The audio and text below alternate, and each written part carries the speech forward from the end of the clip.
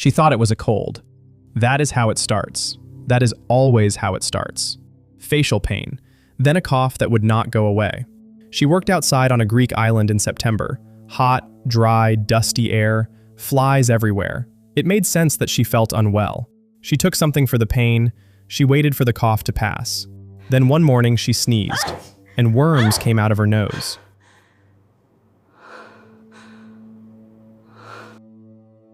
The worms were larvae, specifically the larvae of Oestrus ovis, the sheep botfly, a parasite that normally completes its life cycle inside the sinuses of sheep and goats across the Mediterranean. Not humans. Never humans. The fly occasionally deposits larvae near human eyes or noses by mistake, a case of wrong species, wrong place. But the larvae almost always die within days because a human body is not the right environment. In this woman, something different happened.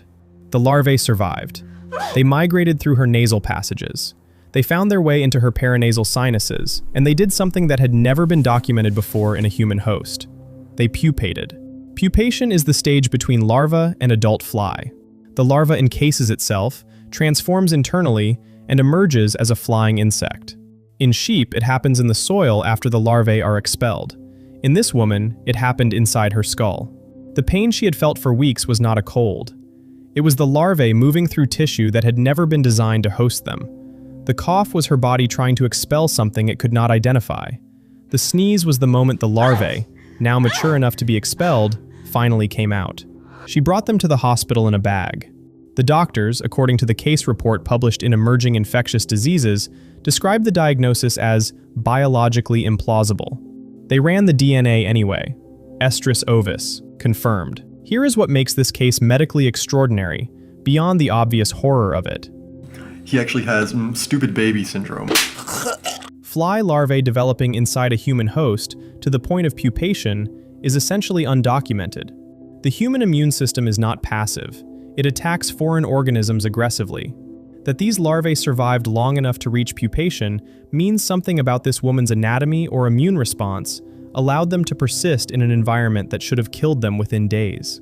The researchers found a likely explanation. She had a severe septal deviation, a structural abnormality in her nasal passage that created unusual pockets and airflow patterns in her sinuses. The larvae found a protected space her immune system could not effectively reach. They were not stronger than her immune system. They were hidden from it. The same feature of her anatomy that probably gave her slightly stuffy breathing her entire life gave the larvae somewhere to hide. She was treated.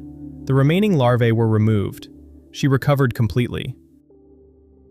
I want to tell you the detail that I genuinely cannot stop thinking about. The flies swarming around her face that September afternoon. She noticed them but did not think much of it. You notice flies in summer. You wave them away. You go back to whatever you were doing. She did not know that one of them was depositing larvae into her nose while she stood there. She did not feel it.